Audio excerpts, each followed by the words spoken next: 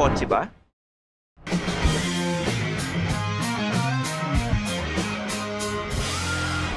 Feel kotse na. Nasabi ko na sa inyo dati na pag may downtime kami rito sa Feel Kotse, nagkakatanungan kami ng kung ano-ano. Sino crush mo? What's your motto in life? At syempre, anong paborito mong Jordan? And kailan lang nagkakatanungan kami, anong bibili mong kotse kung may 1 million pesos ka? Cash. Ito ang rules ha. Kailangan brand new car under 1 million pesos. At kung hindi sagad ang 1 million, anong gagawin mo sa sukli? So for me, itong sa akin. Bibili ako ng MG GT Alpha kasi ang presyo nun 938,888 pesos. Yung sukli nun, syempre gagamitin ko pambayad ng mga papeles tsaka ng mga PMS, yung mga ganyan, maintenance, yan. So yung mga kasama ko. Boring mo naman! Nakikinig ka pala ka! Pagkatapos ko, ay nasa likuran ko, si Tito Vincent. Tito Vincent. 1 million, most probably kukunin ko nun yung Raze G CVT. Nasa 926,000 yun. Siyempre, yung sukle, bibili tayong gitara, either American or Japan, kasi 74,000 yun. Diba? Ganda-gandang gitara yun. Pwede kong panghampas kay Stan. 74,000. Ilang RJ gitar yun. Ako. RJ gitar yun. Grabe, hindi. Dami yun. 20. Hello. Hello. Hello. Hello. Hello. Hello, ako si Given, videographer ng Feel Kotse. Given by God, sabi ni Mama. Sabi ni Mama! Pupiliin ako ng kotse under 1 million. Siyempre, Honda City yun. Kasi, pogi eh. Sa sukle, pili ako either sapatos or gitara. Kasi bad boy ako eh. Or pwede rin pang-upgrade ng parts ng Honda City ko. Itong susunod, yung pinakamatanda sa amin. Yung pinakamatanda sa amin, si Tatang Joseph. Hello, car fans. This is Joseph, and welcome to Explain Like I'm 5. Kung may 1 million ako. Oo, cash. Hindi. Yung napili ko, medyo sagad na eh. Wala nang matitirang sukli.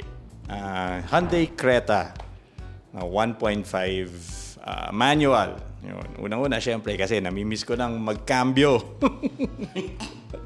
Miss ko na mag-manual, no? Believe it or not.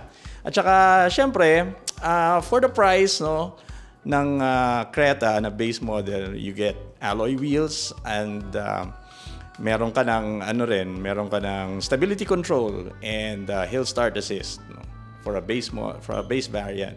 Tsaka, syempre, ang gusto ko rin sa kanya is that conventional yung kanyang instrument cluster and yung kanyang head unit. So, medyo hindi ganun ka-high-tech tulad ng touchscreen or digital display. Pero at least, for me, bawas yon na point of failure down the line. Ang gagawin mo sa sukle? May 2,000 ka pang sukle. Eh di pang gas na yun.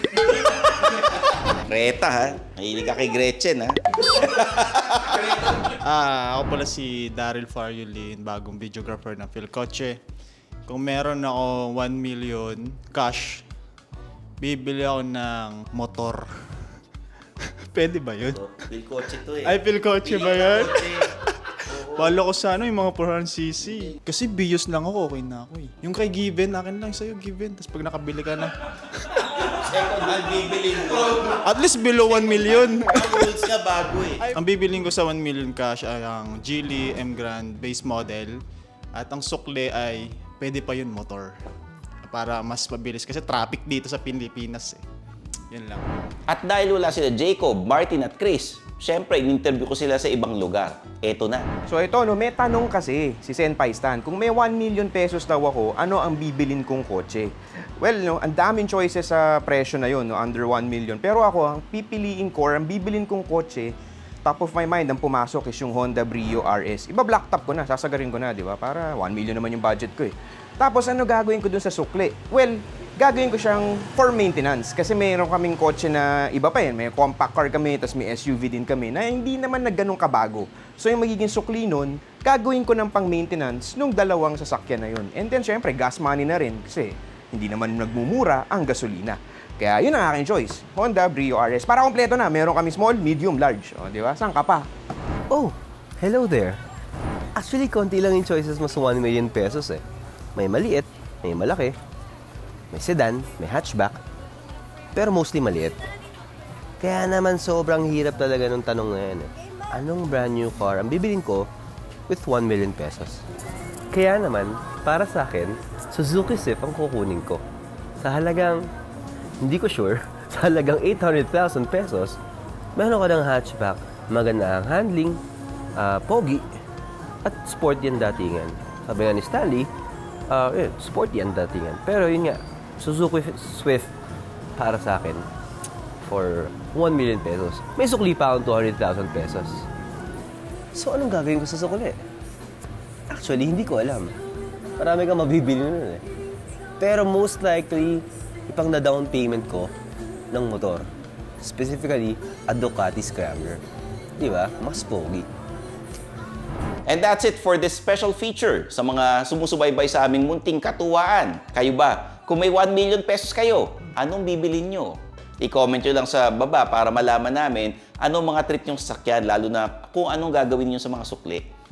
I'm your host, Stanley Chi, ang inyong senpai ng turbuhan na nagpapalala sa inyong lahat na mag-like at mag-subscribe na sa Phil Coches YouTube channel dahil ang target natin ngayon 400,000 subscribers before the end of the year. May chance pa. May konting oras pa. Huwag nyo na paabutin ng mga mahal na araw to. Tsaka, sumali kayo sa Maligayang Paskotse. Hanggang January 8, 2023 tong promo na to. Kaya mag-register na kayo sa philcoche.com. At i-follow nyo ako sa mga social media accounts ko. Meron ako sariling YouTube channel, youtube.com/StanleyChi. At syempre, pakinggan yung podcast ko, Underpay with Stanley Chi sa Spotify and Apple Podcast. So, paano ba yan? Kita-kits tayo sa next video, dito lang sa Phil Coche. Bye-bye! Thanks for watching. For the latest news, reviews, and anything you want to know about cars and car ownership, visit philcoche.com. Follow us on YouTube, Facebook, Instagram, and Spotify para hindi ka huli sa usapan. Tandaan, kotse ba? Phil Coche na!